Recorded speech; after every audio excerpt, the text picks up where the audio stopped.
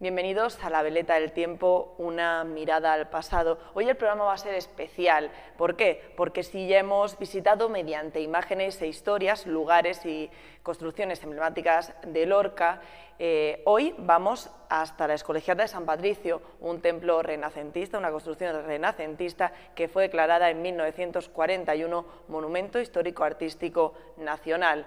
Manuel Muñoz Clares será el encargado de dar información histórica y artística sobre esta construcción y será después del visionado de este audiovisual.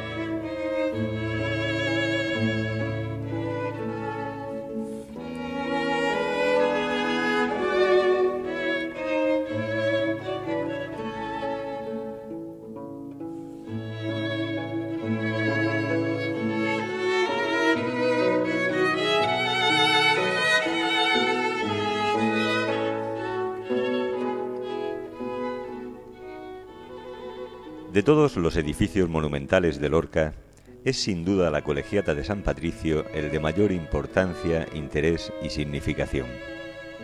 Erigida por bula de Clemente VII, de 25 de abril de 1533, su emplazamiento se realizaría sobre la antigua iglesia de San Jorge, que desapareció en favor de este nuevo centro religioso. Su traza arquitectónica se atribuye a Jerónimo Quijano, arquitecto entonces de la diócesis, y se enmarca dentro de un estilo renacentista que es aún visible en los primeros elementos que se construyeron. La obra, iniciada en 1536, se prolongaría durante 250 años, concluyendo con la cubierta del último cuerpo de la torre en 1780.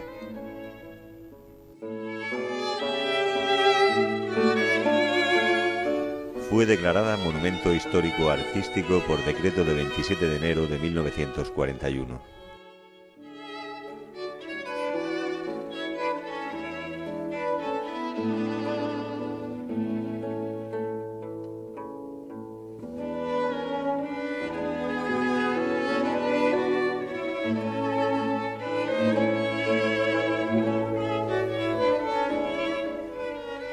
Todo el interior del templo, que fue consagrado por el obispo Rubín de Celis en 1776, tal y como recuerda la inscripción de una lápida de mármol, acusa una unidad de estilo emanada del proyecto de Quijano.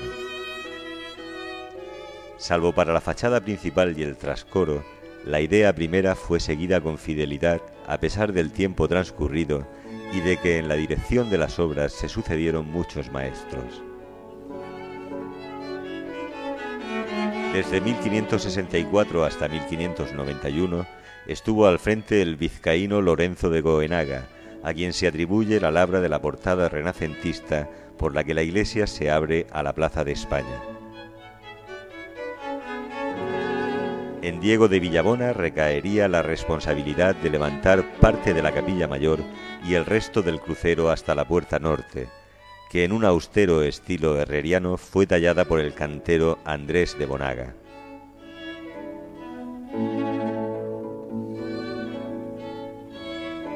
Y hasta finales del siglo XVII, con ayuda de maestros y canteros tales como Garzón Soriano, Pérez Crespo o Melchor de Luzón, se estuvieron levantando las naves, bóvedas y capillas que completaron la planta de esta insigne colegial.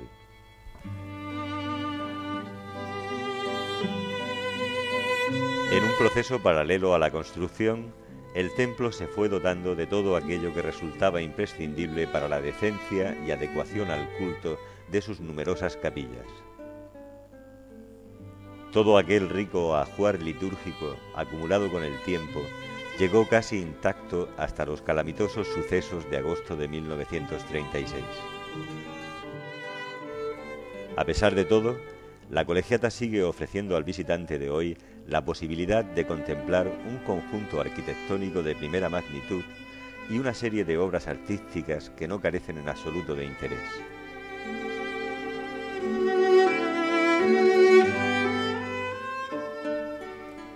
Una vez traspasada la cancela de la puerta que da a la Plaza Mayor, encontramos a mano derecha la pintura mural de San Cristóbal.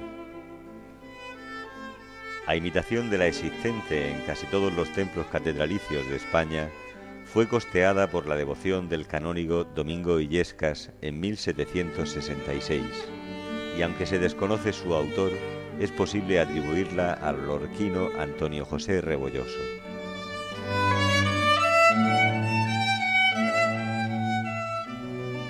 La capilla de San Nicolás de Bari, una de las antiguas de la colegiata que permanece con su dedicación original, contiene hoy un lienzo del lorquino Muñoz Barberán, obra primeriza que sustituyó a la desaparecida de Camacho Felices de igual asunto.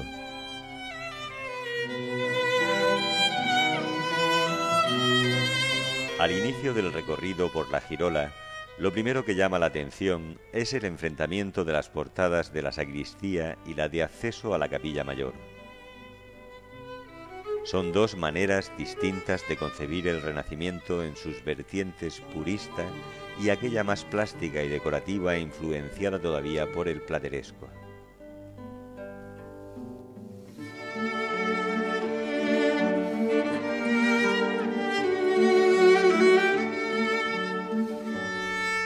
La de la sacristía, con la estructura de un arco de triunfo, presenta en su parte superior una hornacina con una Inmaculada y ángeles turiferarios, posiblemente labrado todo a finales del XVI o comienzos del XVII.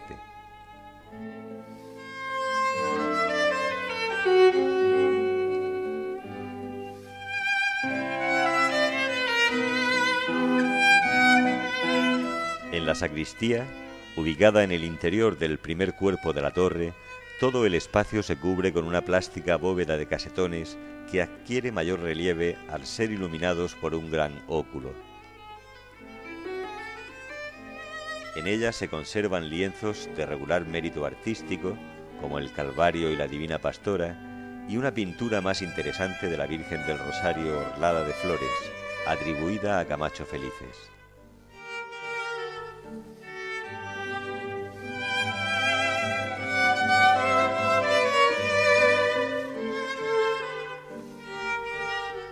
También se pueden admirar aquí el pendón dieciochesco de la colegiata y restos de la cajonería tallada por Nicolás de Rueda, con dos relieves de la Virgen del Alcázar y San Patricio.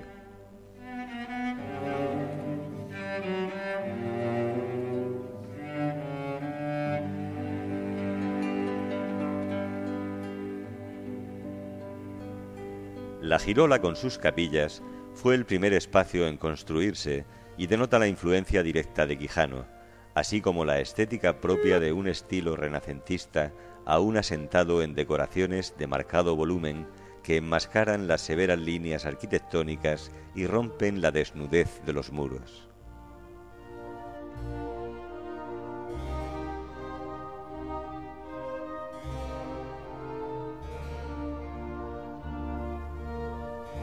Las tres capillas rasas de la girola están hoy bajo la advocación de la Virgen del Perpetuo Socorro, San Eduardo y San Camilo de Lelis, adornadas estas dos últimas con lienzos de Muñoz Barberán, pintados en 1944 y 1945.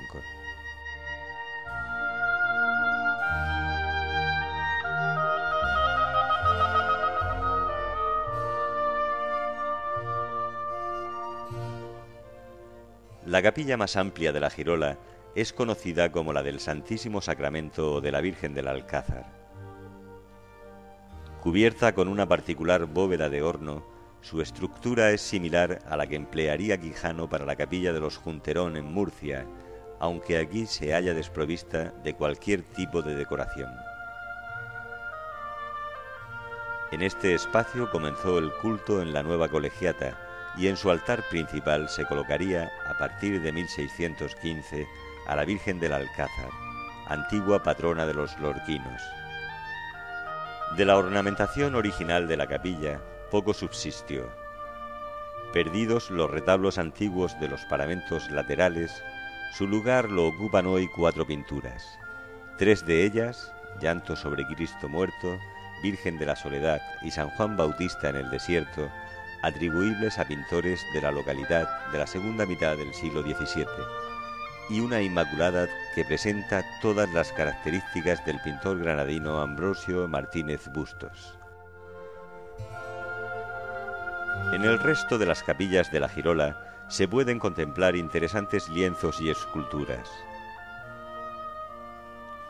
El de San Miguel es una de las primeras obras religiosas del pintor lorquino Muñoz Barberán, como las que ya se han citado, en las que se advierte un marcado influjo de modelos clásicos reinterpretados ahora con un colorido brillante. El testero de la antigua capilla de San Ildefonso lo ocupa hoy un lienzo de asunto teológico, donado por la marquesa de Montefuerte en 1944, que parece del estilo del granadino Pedro Atanasio Bocanegra, tanto por la entonación de los colores como por la composición y tipos de los personajes.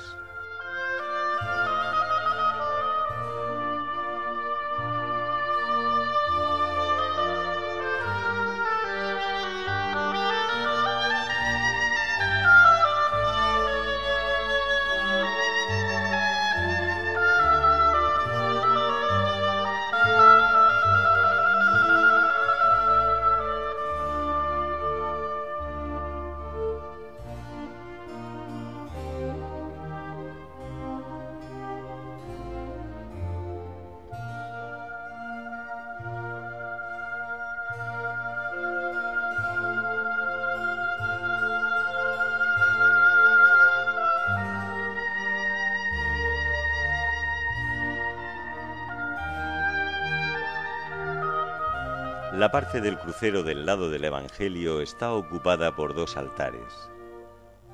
El de San Bartolomé tiene una pintura sobre lienzo en consonancia con su opuesta de San Cristóbal. Es obra de Ussel, de 1894, recreando la conocida composición de Ribera sobre el martirio de San Felipe. Destruida parcialmente en 1936, fue rehecha la parte baja por Muñoz Barberán, quien también realizaría el encargo de pintar el San José de la capilla rasa colindante, basándose en la conocida composición de Murillo para reponer la perdida tela de José Rebolloso de igual tema.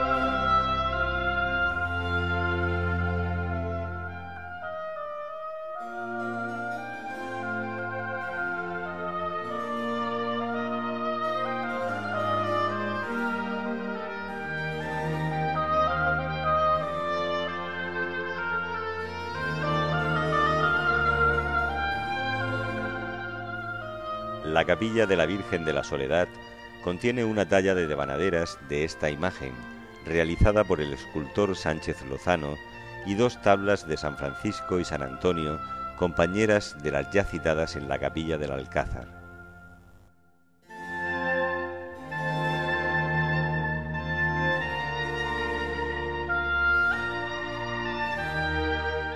Mayor riqueza artística contiene la capilla del Resucitado.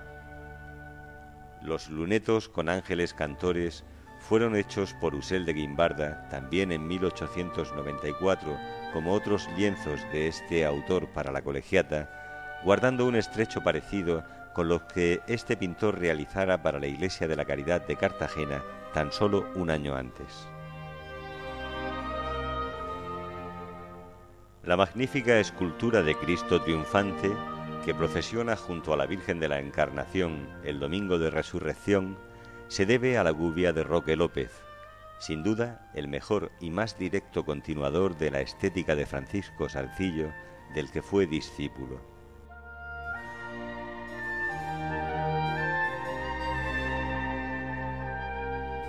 La capilla del Cristo de Esquipulas se adornaba originalmente con un lienzo firmado en 1759 por el pintor indiano Manuel Santiago España.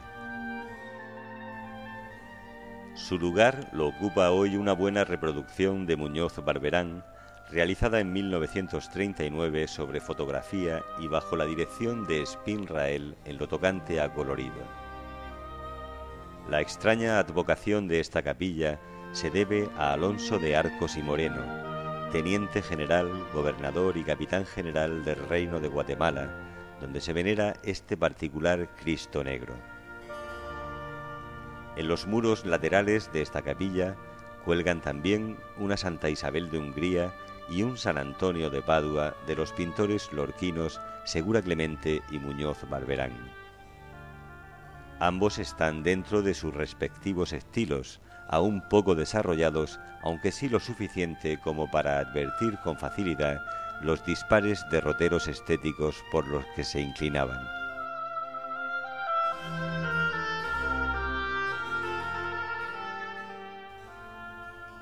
En 1940 firmaba Muñoz Barberán la reproducción del cuadro de San Julián, cuyo original era del pintor barroco García Salmerón. Llegó a Lorca en 1650, procedente de Cuenca, junto con una reliquia del santo para combatir la furiosa epidemia de peste bubónica que padecía la ciudad desde 1648.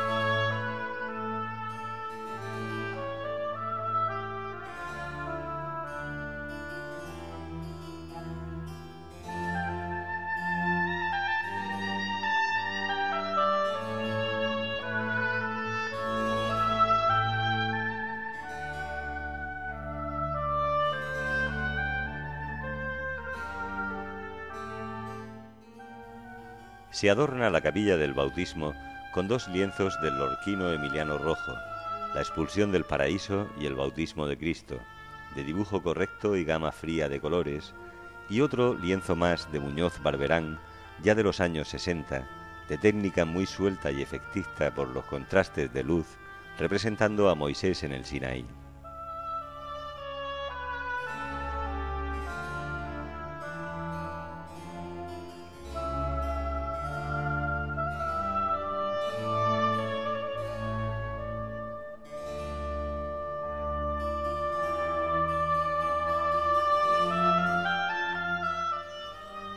Frente a estas capillas, en los muros del coro, cuelga hoy una anunciación pintada al óleo, de comienzos del siglo XVII, atribuible al lorquino Francisco García, y que quizás sea resto de alguna de las decoraciones de capillas que en esos años se le encargaron al artista.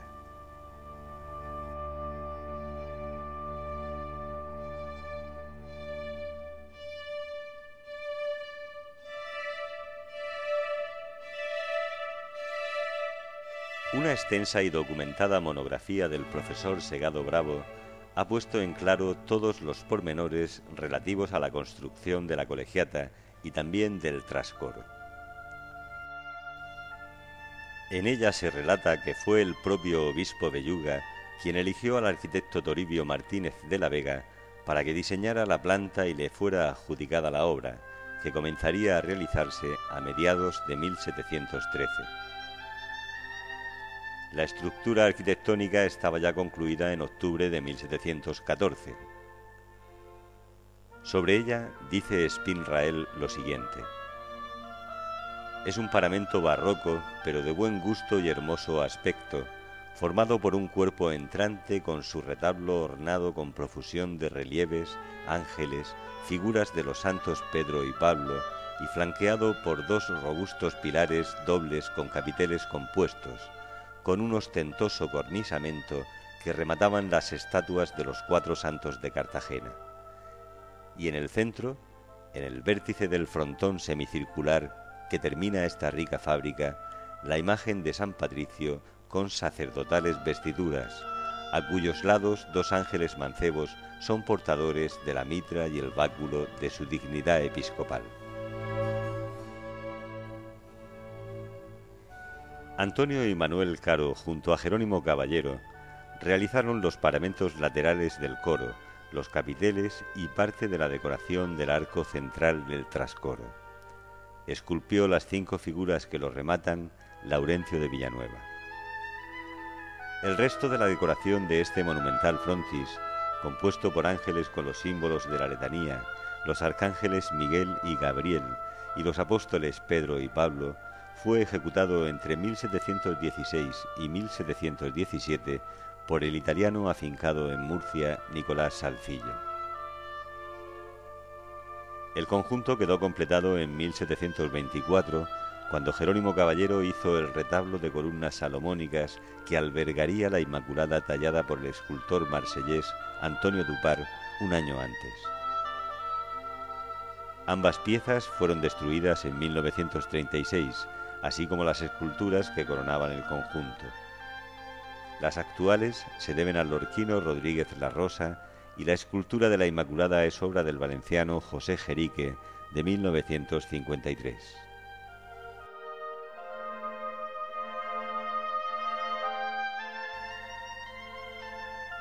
Nicolás Salcillo se había formado en Nápoles con el escultor Anielo Perrone y de él aprendería la técnica y tomaría modelos y composiciones que rápidamente puso en práctica a su llegada a Murcia hacia 1698. La escultura en piedra que practica en el trascoro de la Colegial, poco evolucionada pero desenvuelta y amable sobre todo en los tipos de niños, puede ser, como ya apuntaba el profesor Segado Bravo, un reflejo directo de lo aprendido en su maestro, un excelente escultor que ocupó también parte de su tiempo en hacer este tipo de decoraciones con ángeles y niños, así como monumentales belenes que han sentado escuela.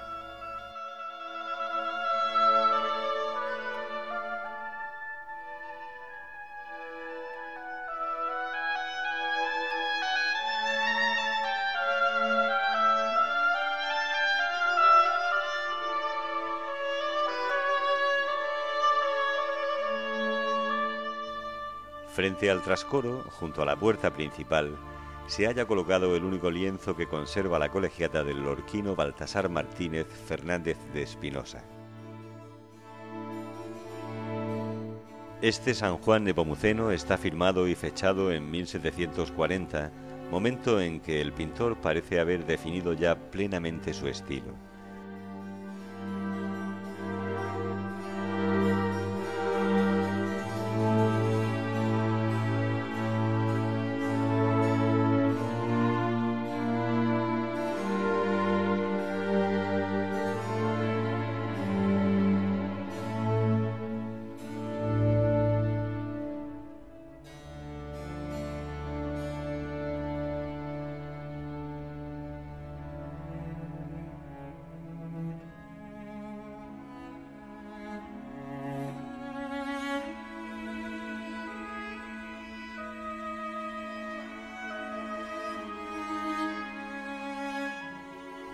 En la nave de la Epístola, junto a la capilla del Santísimo Cristo de la Misericordia, obra del escultor lorquino del siglo XIX Juan Dimas, se encuentra la de las ánimas del purgatorio.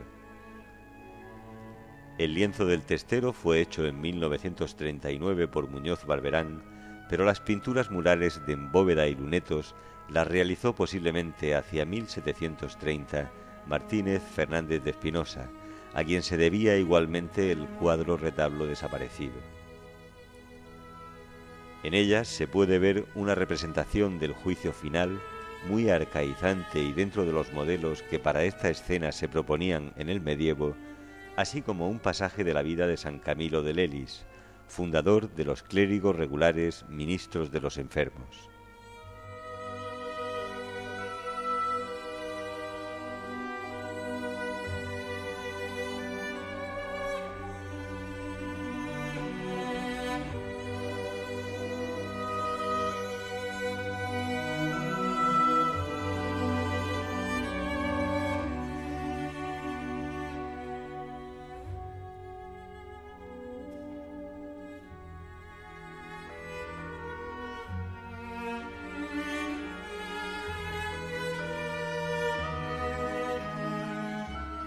En los muros laterales aparecen, en sendas hornacinas, Santa Teresa de Jesús y Santa Rosa de Lima.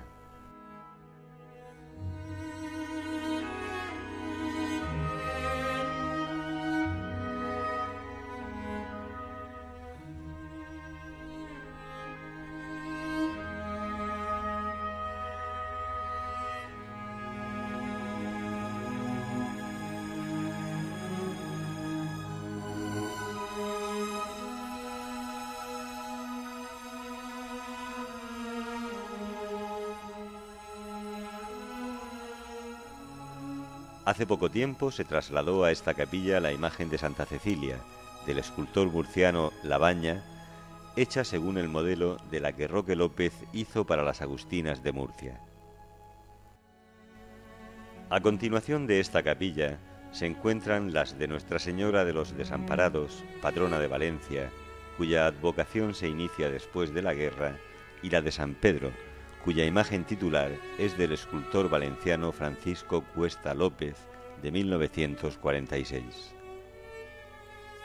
Esta última capilla alberga también los lienzos de San Francisco de Asís y de un crucificado, pertenecientes a la segunda mitad del siglo XVII y posiblemente de pintores locales.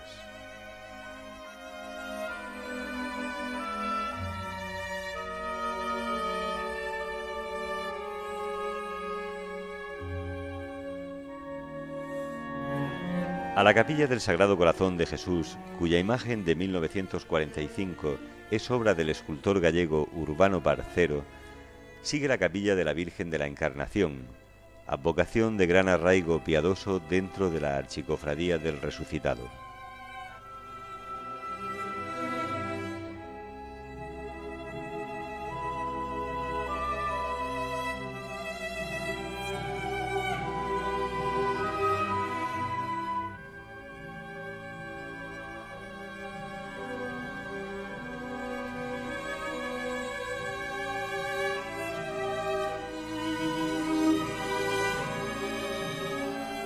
Esta capilla fue en lo antiguo de la familia Ruiz Mateos Rondón y Luna, cuyo escudo aún se encuentra coronando uno de los muros.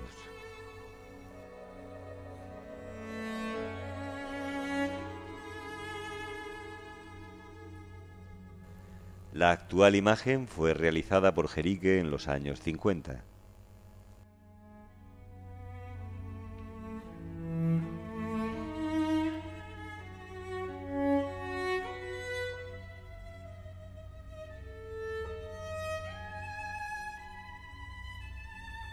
Costeó la renovación de esta capilla Carmen Ayala Gavarrón y el encargo para realizar las pinturas recaería en Manuel Muñoz Barberán, quien las concluía a finales de 1998.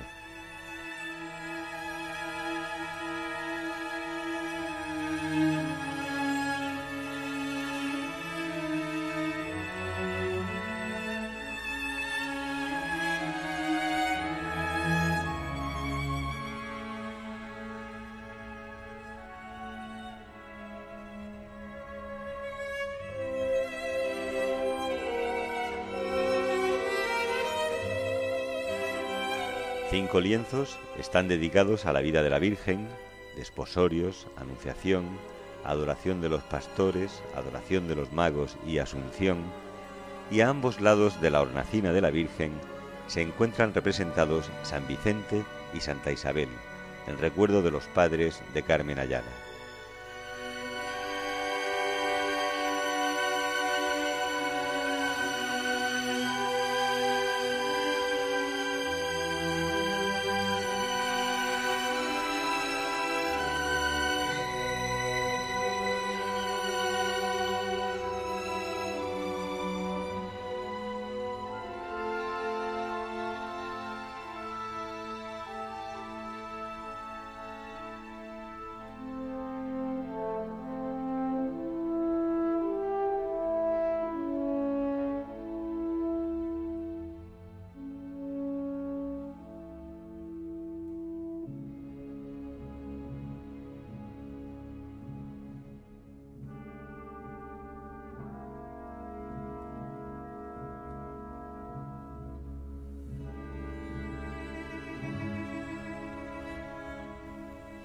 En el altar mayor ha sido colocada recientemente una pequeña pila bautismal procedente de la ermita de San Roque y San Sebastián, a la que Espín ya señalaba como uno de los pocos vestigios de las iglesias medievales lorquinas.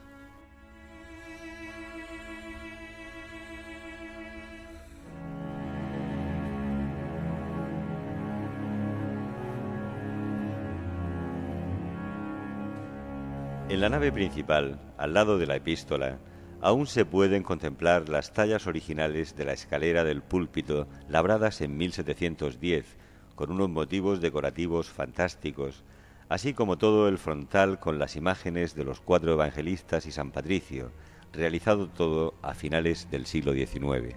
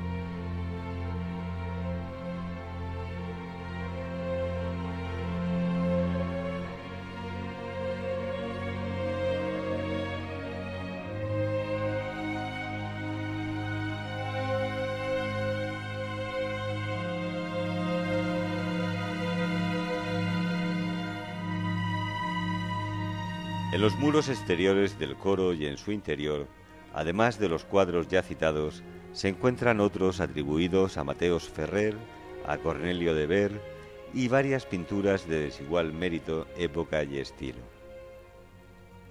De entre ellas merece relativa atención una coronación de espinas, copia de Caravaggio, estéticamente próxima al primer naturalismo del siglo XVII. Asimismo, el cuadro de San Patricio que preside desde la parte alta del coro es lienzo que recuerda el modo de pintar de los últimos años de Camacho Felices. La reja del coro fue labrada por el lorquino García Valero en 1732.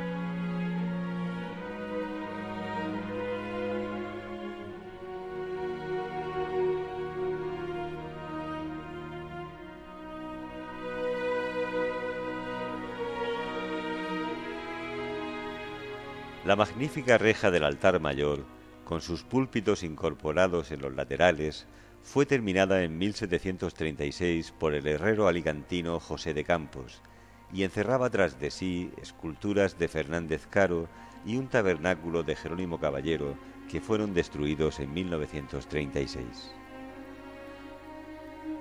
Parte de aquella decoración fue repuesta en los años 40 por diferentes artistas, como el granadino Espinosa Cuadros, a quien pertenece la escultura de San Clemente, patrón de Lorca.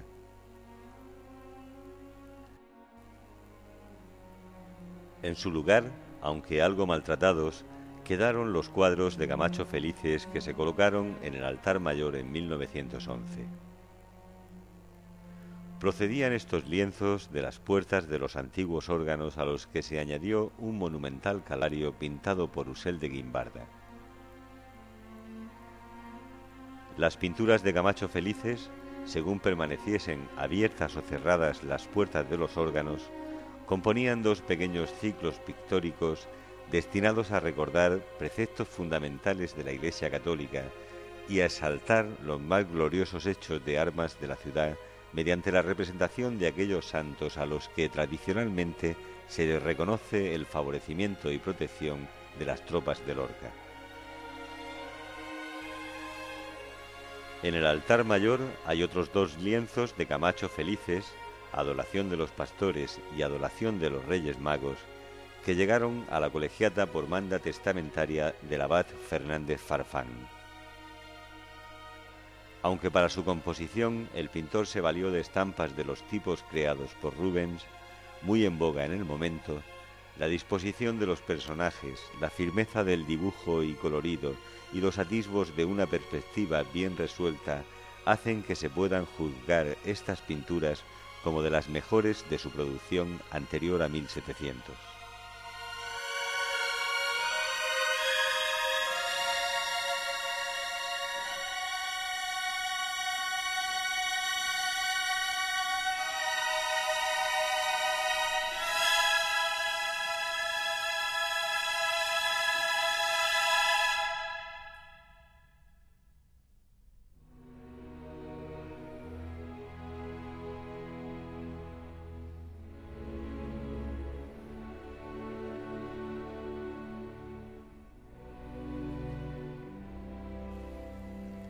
La iglesia mayor de San Patricio es hoy el más importante templo para los lorquinos y sin duda el segundo en importancia monumental dentro de los de nuestra región.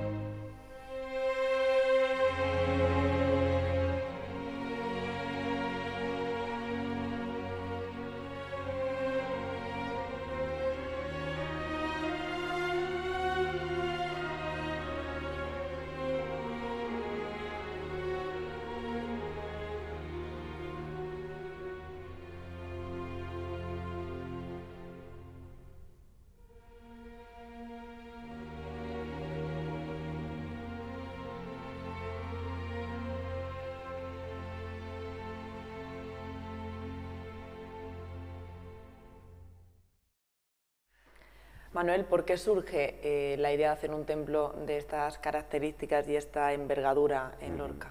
Es fácil de entender si atendemos un poco a la circunstancia que está viviendo la ciudad a comienzos del siglo XVI. Habían salido prácticamente el concejo lorquino, que había atravesado una etapa de frontera medieval muy dura, de guerra con el Reino de Granada, y en ese momento es cuando la ciudad empieza a renovarse arquitectónicamente, es cuando en cierta manera se empieza a saltar el límite de la muralla, que ya es completamente inútil, y se empiezan a trazar las primeras calles, los primeros espacios públicos fuera de lo que era el ámbito de la muralla medieval, y se empiezan a construir los edificios de servicio público, los tintes, en fin, se empiezan a programar la construcción de un pósito, se empieza a renovar el antiguo edificio del concejo, que estaba en la torre de Gil de Ricla, y ya pasa a la plaza de adentro, se construyen las fuentes, abrevaderos, se empedran las primeras calles. Todo ese movimiento de la ciudad, que lo va a llevar a una expansión que va a durar prácticamente durante todo el siglo XVIII y luego tendrá sus fases posteriores en el XIX y en el XX, le lleva a los regidores a pensar que Lorca había superado ese mundo guerrero de la frontera. Una vez superado ese mundo hosco de la guerra, lo que se pretendía era que la ciudad progresase de alguna manera hacia una autonomía política o una autonomía religiosa.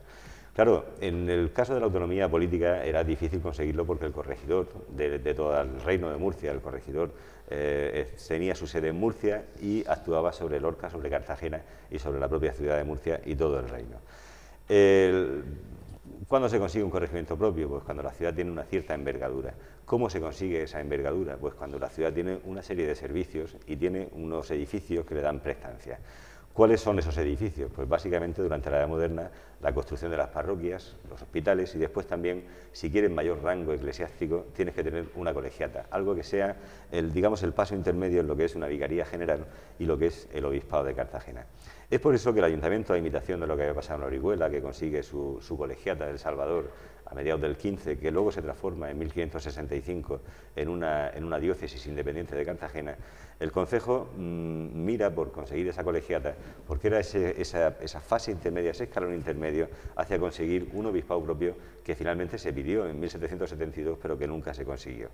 ¿Cuáles eran las bases de la ciudad para pedir ese obispado propio? Pues unas bases territoriales. Hay que tener en cuenta que Lorca en ese momento tiene un término municipal de 2.000 kilómetros cuadrados, que iba desde Huelcalovera a Mazarrón y en toda la zona de Águilas comprendida, y luego entraba en la propia Lorca y lindaba ya con los términos municipales de Moratalla, de Caravaca, de Mula, y luego una entidad poblacional que en ese momento era bastante notable. Quizá el aspecto más, digamos, menos preparado en el que estaba la ciudad sería el de la economía, un aspecto que con el tiempo va a ir, digamos, que implementándose, porque en ese momento es una economía ganadera y ya se empieza, a partir de la segunda mitad del 16, a conquistar las zonas de huerta y posteriormente la zona del campo. Entonces, esa sería quizá la única pega que Lorca tuvo a la hora de afrontar la construcción de la colegiata, porque era un proyecto de unas dimensiones colosales para la ciudad y que se tuvo que prolongar durante casi 250 años a la hora de construirla. ¿Duró 250 años la construcción? Supongo que sería en diferentes etapas. En diferentes etapas, pero toda la construcción va a ser, digamos, que única. Se hizo un proyecto al principio, quizá hecho por el maestro, se atribuye generalmente al maestro Jerónimo Quijano, que era el maestro del obispado, semejante a lo que eran las catedrales de ese momento, con un deambulatorio, una girola bastante espaciosa por la zona de atrás. En principio los arcos que ahora vemos en la capilla mayor iban a estar abiertos, con lo cual el tabernáculo central que se construyó iba a tener visión desde toda la girola y la parte del altar mayor, y eso tenía una ambición de templo catedralicio clara. Incluso el abad Clavijo, Sebastián Clavijo, que es quien consigue la bula del Papa a un precio mucho más asequible, creo que eran 1.600 ducados lo que costaba la bula para erigir una colegiata, y el abad Clavijo, digo abad porque ya lo conocemos todos como abad, pero en ese momento era lector de letras apostólicas del Papa, y por ciertos favores domésticos que se dice que le hizo durante el saco de Roma en 1527, el Papa no solamente lo nombra primer abad de la colegiata, sino que le rebaja el precio de esa bula de erección de la colegiata hasta los 800 ducados, que es finalmente el precio que tiene que afrontar la ciudad. Pero, al margen de eso, construir una iglesia significaba patronazgo de las capillas particulares, significaba un abad que tuviera una economía personal bastante saneada y que metiera dinero en el proyecto, un concejo que aportase también dinero al proyecto y unos vecinos que estuviesen dispuestos a contribuir cuando se lo pidieran. Todo eso, de cierta manera, pues, fue renqueando y falló en algún momento, y de las pretensiones del abad Clavijo de construir el templo en 8 o 10 años, pues se llegó hasta 250 años, por diversos avatares y por diversas obras que se interpusieron también en el camino de la colegiata, como el caso de las obras hidráulicas. Aquí en Lorca, en 1648, creo recordar, se ve la necesidad de represar agua para dar riego a la huerta, y se interrumpe todas las construcciones que en ese momento está haciendo el concejo y se cargan, digamos, las cintas en construir esas obras hidráulicas necesarias. Aquello fue un fiasco tremendo, y entonces, pues bueno, pues se fueron un montón de caudales en esa historia. Y así, pues con varias construcciones más, unas dieron buen resultado y otras dieron menos resultado. Y es como pasa ahora, quizá una ciudad tiene que apoyar determinados sectores o determinadas cosas y obras que se proyectan para ser de construcción inmediata, pues a lo mejor tardan 8, 10, 12, 15 años. Ahora es mucho más fácil con el hormigón armado y tal. Entonces eran canteros picando piedra, despastando sillares. La oportunidad de que pasase un buen artista y hiciese una portada como la que tenemos, la principal, la oportunidad de coger un buen maestro de obras que no tuviera que repetir un arco o un pilar. Y por eso esa dinámica de la obra duró prácticamente 250 años. Eso es una curiosidad, pero hay muchas más. La fachada, a lo mejor el carrerón y las capillas tendrán peculiaridades. Sí, realmente la colegiata, tal y como la ve la gente, siempre dice es la joya de la arquitectura lorquina, ¿no? Bueno, pues es realmente la joya de la arquitectura lorquina, el buque insignia por el que prácticamente todo el patrimonio, digamos, que pasa y se reconoce en esa imagen de la colegiata. Sí tiene bastantes peculiaridades. La colegiata, como apuntabas tú en el inicio, es un edificio renacentista por la concepción del edificio. Pero esos 250 años dejan huellas, evidentemente. Hasta lo que es el Renacimiento, digamos, pleno, podríamos decir que es toda la parte de la girola, de la cabecera, junto con la puerta que da a la Plaza Mayor actualmente. Esos son de estilo renacentista claro. Y todo lo que son los buques del templo, las naves laterales y la principal, todos esos maestros que trabajaron ahí siguieron el plan de Quijano en cierta manera. Con lo cual, el templo tiene una unidad interior que parece que no ha pasado el tiempo, que no han pasado los siglos por él y que los estilos arquitectónicos no se reflejan de ninguna manera. Sí se reflejan en el momento en que vamos a piezas singulares o vamos a fachadas exteriores de otro momento. Como ocurre, por ejemplo, con la puerta norte de 1627, que la hace Andrés de Bonaga, que es una puerta ya dentro del estilo herreriano, de una arquitectura muy simple, muy purista, pero de esos conceptos arquitectónicos emanados del Escorial. Si vamos a la gran fachada, evidentemente no es la fachada renacentista que se proyectaría primitivamente, es una fachada muy barroca, muy movida, muy influenciada por los modelos granadinos, muy influenciada por los modelos italianos, y entonces ahí ya encontramos otro mundo distinto de pilares con sus semicolumnas que se adelantan, y encontramos un mundo de escultura que no tiene nada que ver con el mundo del Renacimiento. Y en cuanto al exterior, pues quizás lo que más llame la atención dentro de esa unidad arquitectónica sea el trascoro, porque es una pieza, digamos que independiente, es una pieza separada y ya se plantea a partir de 1712 con la participación del arquitecto Toribio Martínez de la Vega y escultores como por ejemplo Nicolás Salcillo, el padre de Salcillo, que es el que talla todos los angelitos, el apóstol San Pedro, San Pablo, los que aparecen allí. Entonces eso ya es plenamente barroco, ahí ya se nota perfectamente el cambio de lo que son las esculturas que se dan en las puertas de la sacristía o de esos tímpanos tan puristas de arquitectura muy simple en la zona de la Capilla Mayor, y cómo en el trascoro todo ese purismo arquitectónico del Renacimiento ha desaparecido en favor de una decoración mucho más abigarrada, de pequeños angelillos, con los símbolos de la letanía, con cárdinas, con medallones, etcétera, etcétera. Supongo que habrá sufrido remodelaciones a lo largo de su historia, como ha ocurrido con muchísimos edificios. Supongo que la Guerra Civil también pasó y dejó huella. Sí, la colegiata, en lo que es el contexto arquitectónico, prácticamente no ha sufrido ninguna remodelación que sea significativa. Es decir, sabemos que en 1741 se le añaden esas salas capitulares que delimitan la plaza por la parte del este, y que hacían, digamos, juego con las salas del ayuntamiento para que también los canónigos salieran en el momento de celebraciones, de fiestas, de toros y tal, pues acudieran a sus balcones para ver esas cosas que pasaban en la Plaza Mayor. Y sabemos que también a partir de 1788, como prolongación de la colegiata, se hace el Colegio de la Purísima, que en principio era un colegio para enseñanza de niños, de infantillos del coro, que admitían también becas para niños pobres o niños de la ciudad que pagaban su manutención en el colegio, pero que tenía vocación de convertirse en un seminario menor. Estamos en la etapa en que Lorca pide la segregación del obispado de Cartagena, es un expediente largo que dura hasta su anulación definitiva, creo que por la época del trienio liberal, y se construye un gran edificio que da prolongación a la calle Abadarcos, que es el edificio del Colegio de la Purísima, que estaba llamado a ser el seminario, digamos, de lo que iba a ser la diócesis de Lorca, la diócesis heliocracense, que parece que cuesta un poco de trabajo decirlo. Pero donde sufrió realmente la colegiata no fue en su arquitectura, que sí hay algunas zonas maltrechas que se han tenido que rehacer, como la zona de los tejados, la torre y tal, sino en el interior, en la decoración, que si ya era un poco, digamos, escasa, corta, para lo que debería ser un templo catedralicio, el concordato que anula ese rango de colegiata en 1851, más la guerra civil, pues hicieron que todo aquello decayera en un principio y luego desapareciera por simple destrucción. De tal manera que cuando llega la posguerra, lo que tienen que hacer es prácticamente reponer todo el adorno y la decoración de las capillas. Si entramos ahora vamos a ver algunos conjuntos de cuadros que subsisten, los de Cornelio de Ver son muy notables, los de Camacho Felices, encontraremos alguna escultura de alguna calidad, como el San Lázaro atribuido a los Mora. Encontraremos alguna cosa o el resucitado de Roque López, que se bajó de Santa María, pero lo que vamos a encontrar es mucha decoración de posguerra, alguna de buen tono y de buena calidad artística, y otra pues quizá un poco pegada a las circunstancias de baja economía y tal, y algunos retablos pues bueno, pues resultan hoy un tanto indecentes, pero dentro de eso guardan el decoro de una iglesia. Se está redactando el proyecto para su restauración. ¿Cómo va a ser esa restauración y cómo se va a conservar? Pues parece que la restauración ha empezado por la parte arquitectónica y por la parte que estaba peor.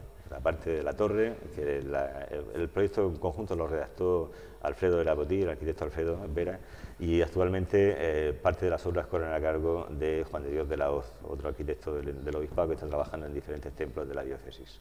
En ese se previeron 3 fases, actuar primero en lo que estaba peor, que era la torre, con todo el maderamen, con toda la cubierta, los sistemas de acceso, etcétera, etcétera. Después se va a ir a las cubiertas, a rehacer las cubiertas y impedir que siga entrando humedad y que siga filtrándose el agua y dañando la arquitectura. Y la tercera fase va a afectar al interior.